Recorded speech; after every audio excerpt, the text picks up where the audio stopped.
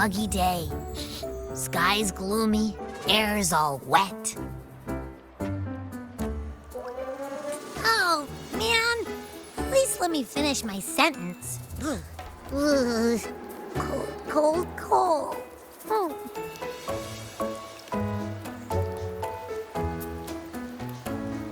All right. I'm famished. We barely had a bite sprinting all the way here from Ragusa.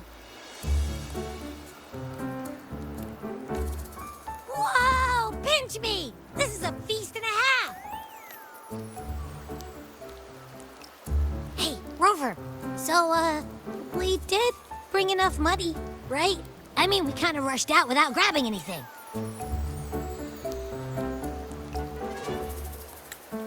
Oh, that? Don't worry. Money's not an issue. Augusta made sure we're covered. All our food and lodging here in Septimont is billed straight to the F4's palace. But I think the owner might have overdone it a little. Ha! Better get used to it. You're the champ of the Great Aegon. And you know me. If food's on offer, I'll be a scoffer. Yeah, no leftovers, guaranteed.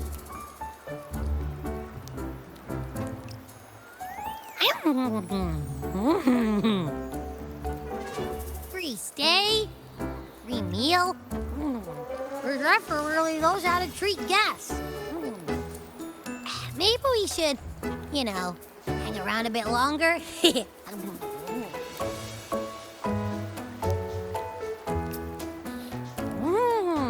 This smells amazing.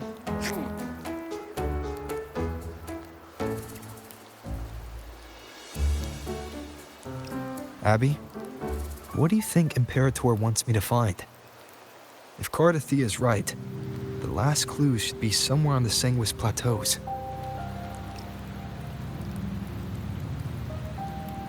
We're so close to the finish line, just one step away. But our pace is slowed. Relax. We're already back in Septimont. What's the rush? I remember Lupa said there's this weird blight cloud hanging over the Sanguis Plateaus.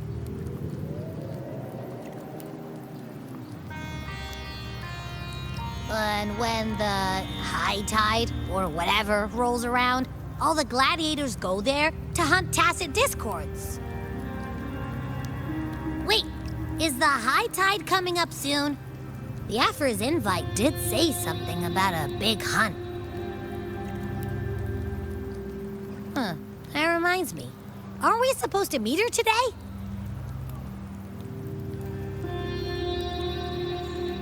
A messenger came this morning. Augusta is dealing with an emergency, so our meeting's postponed. It looks like it'll be a while. An unexpected change. It's throwing everything off course. I don't like the feel of it. And why me for this hunt? If it's about the Great Aegon, the messenger said none of the other gladiators were invited.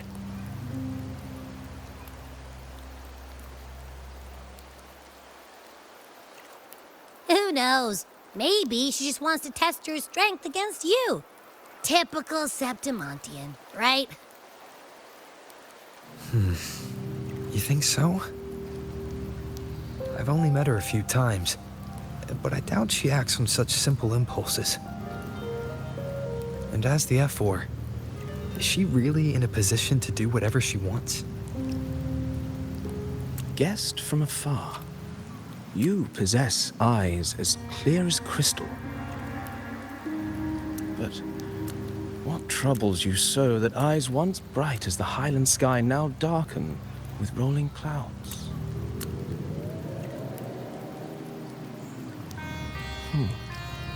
A warrior who walks the blade's edge does not falter over trifles. The clouds, if I may guess, are cast from the throne. At the peak of Capitolini Hill, beneath the pale walls of the Ephes Palace, secrets lie buried. And the most intricate among them are those born from the pursuit of power. Even one as honorable as the Effa must learn when to be ruthless.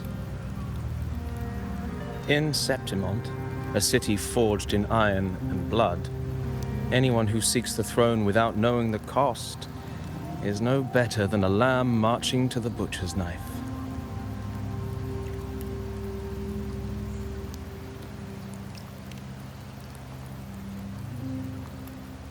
I am Nestor, a traveling poet.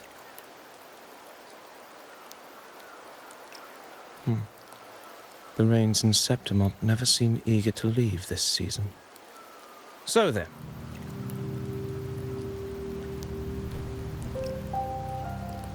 If you are curious about the Effa, then allow me to say that nothing would honor me more than to offer even a modest service to the champion of the great Aegon.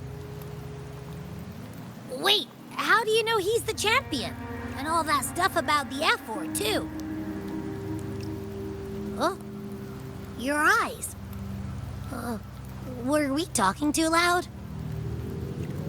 To see and to hear are but two of the many ways to perceive.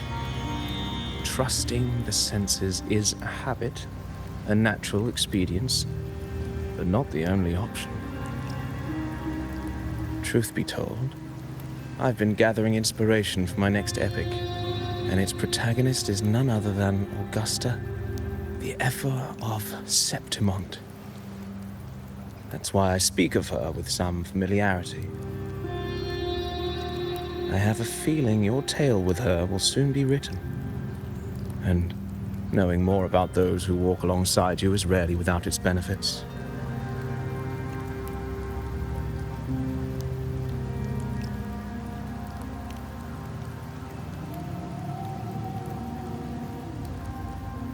Augusta, a girl of humble birth, a resonator of modest talent, a commoner without noble patronage, and yet, from the den of wolves that is Septimont City, she rose and eventually claimed her place.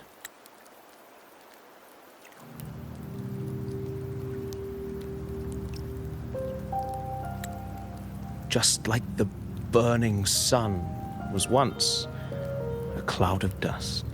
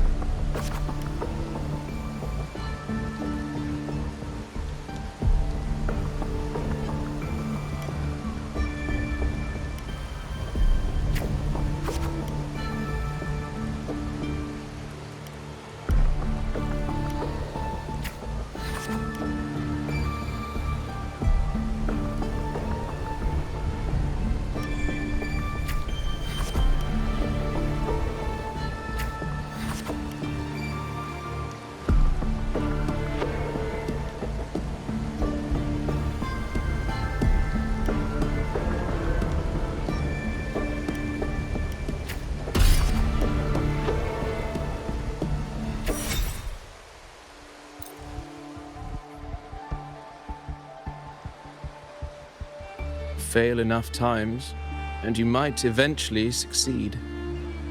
Should we call it resilience? Or mere stubbornness? Or perhaps, for a girl who has lost everything, there was never a second option. She had no one to trust but herself, and naught but a blade to hold. And yet, as the first stanza of an epic, this is nothing extraordinary. Since the lament, across the scorched lands of Solaris, I've heard this story repeat itself, again and again. Greatness. Yes, our era has certainly seen it. But true greatness is never found on the first page of a story. Courage, glory, and honor.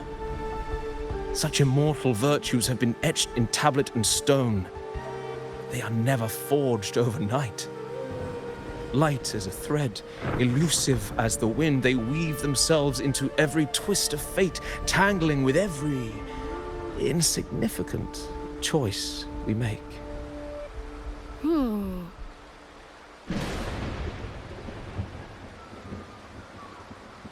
I don't know. It's just unbelievable.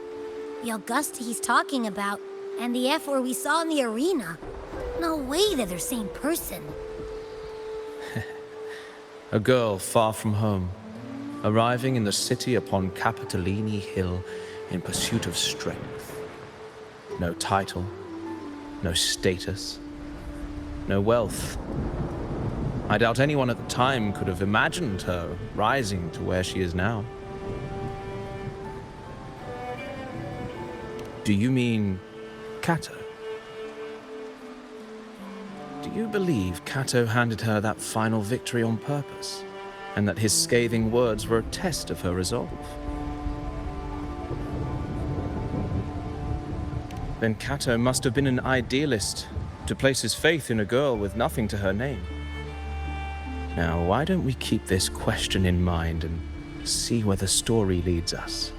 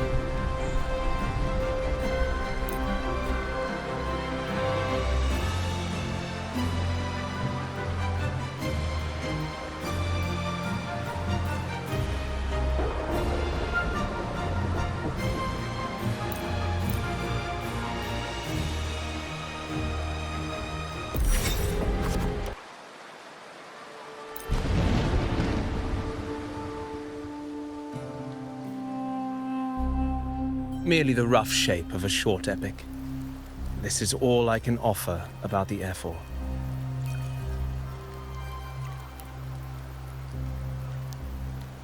Now, as a listener, what do you make of my narration?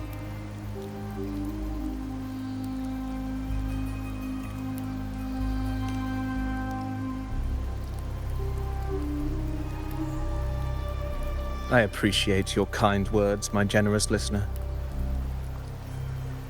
I am only a humble wordsmith, spinning verses and rhymes. The essence of poetry is granted by those who dare defy their fate. But there is one thing I must confess.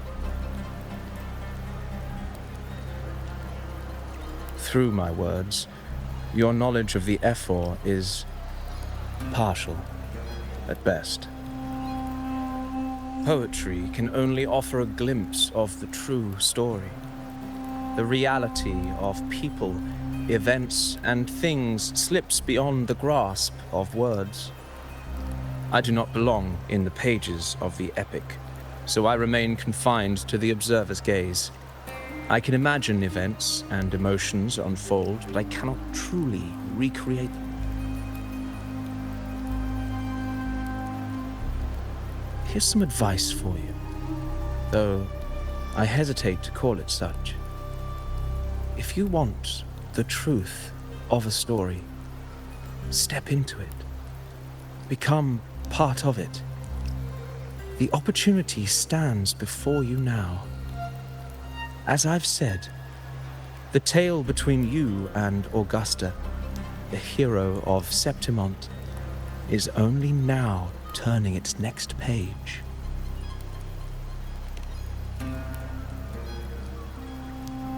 It's not difficult to see. Fate flows like the stars, tracing their course. Your destination is written in the steps you take.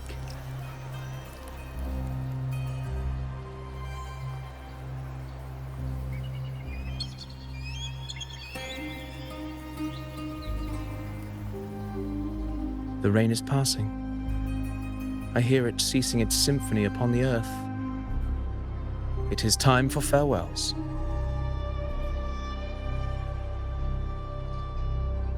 Before I leave, may I ask you one last question? What is it that has lifted Augusta to the seat of power? What is it that makes a ruler?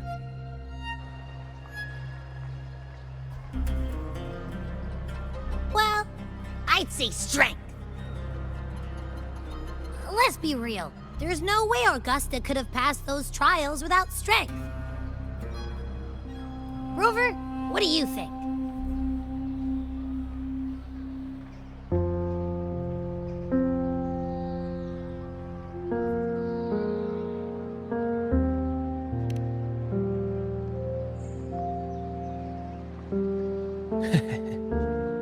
You needn't rush to answer now. Keep it in mind as you continue your journey. When the final chapter is written, the answer will reveal itself.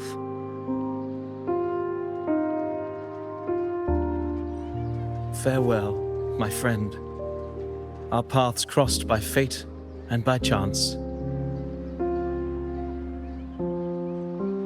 Soon, after this brief encounter, everything about me will be gone with the wind. But you, your epic continues.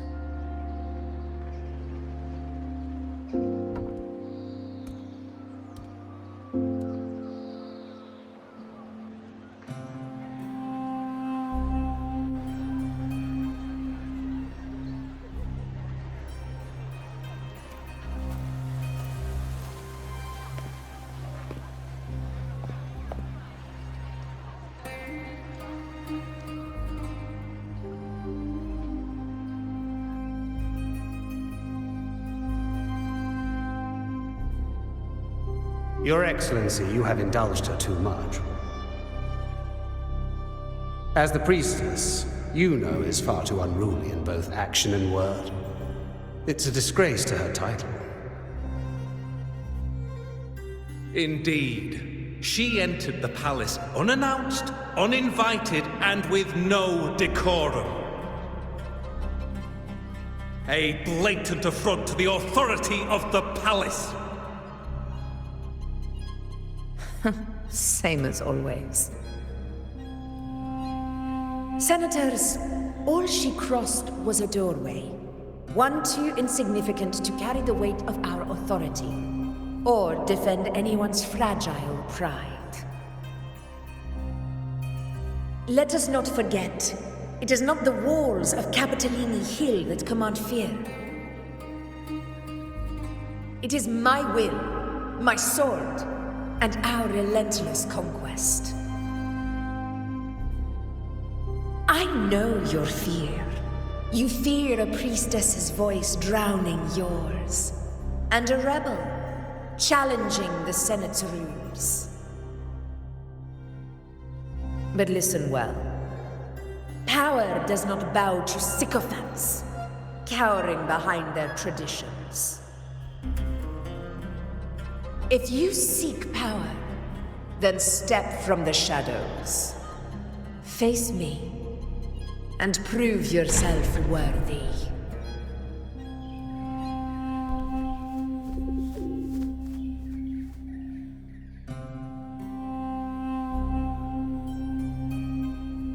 Took you long enough, Augusta.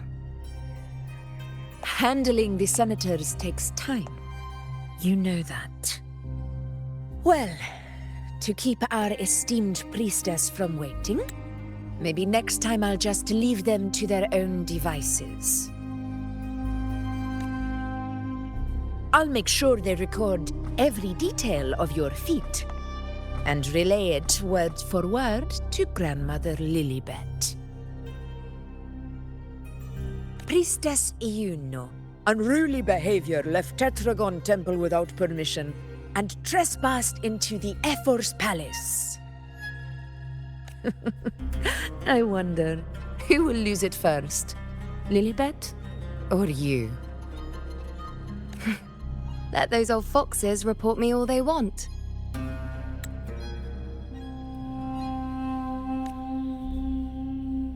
If they step into the tetragon left foot first, I'll shoot the left. Right foot first, I'll shoot the right. Hey, I'm with you on that one.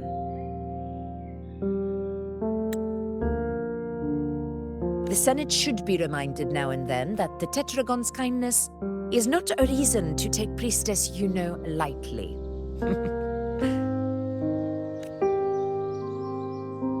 Why didn't you wait there? I had everything handled. We depart for the hunting ground tonight. If anything changed, you could have reached me by my terminal.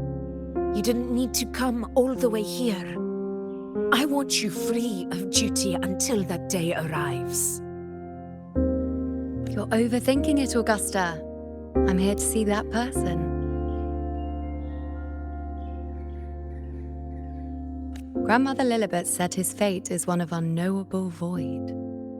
Sounds intriguing enough to make time for. So that's it? Too bad. The ship from Laguna won't dock until tomorrow morning, and we'll be gone by then. Ugh, what a hassle. Patience, you know. The warrior has accepted the invitation. So, you'll have plenty of time to meet during the hunt.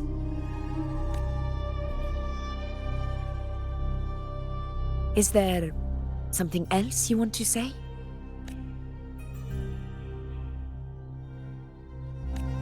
I read Grandma Lilibet's Book of Prophecies. The hunt and our plan, neither end well. Are you sure we should go through with this? Risk does not trouble me. Peril simply requires greater strength. But really, when did you start caring about the temple's traditions?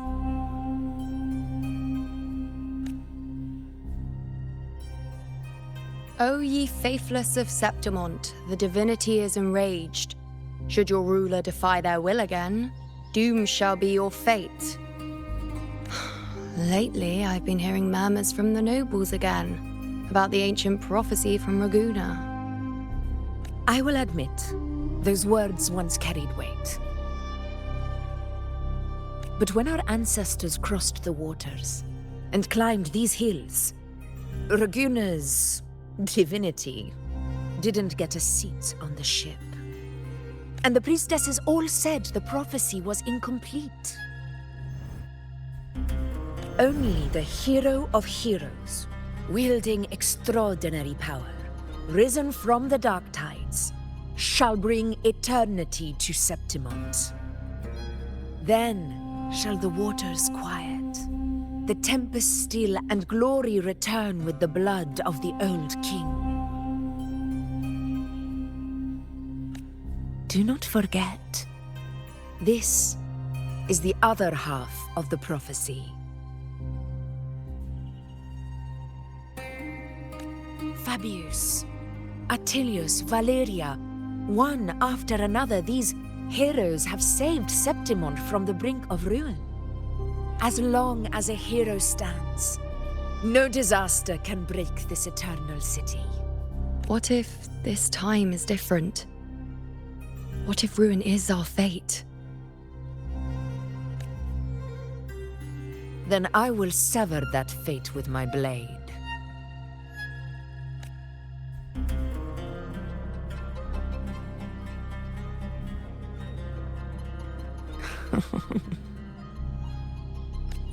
What's so amusing? So, the fearless priestess Iuno can be frightened after all.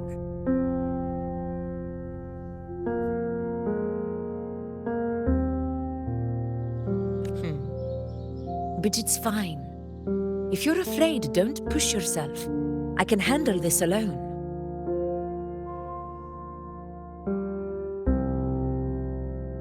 Most revered priestess, wait for me in the temple. I shall return victorious.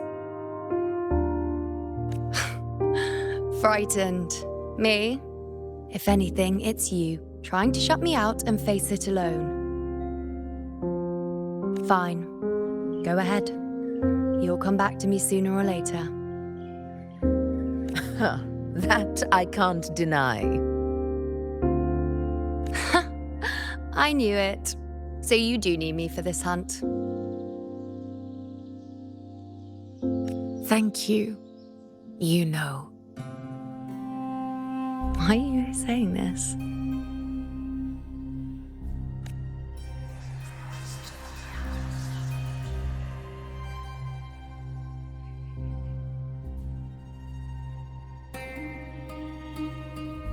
The storm is coming.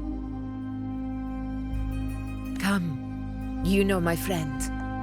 The best way to greet a storm is to walk straight into it.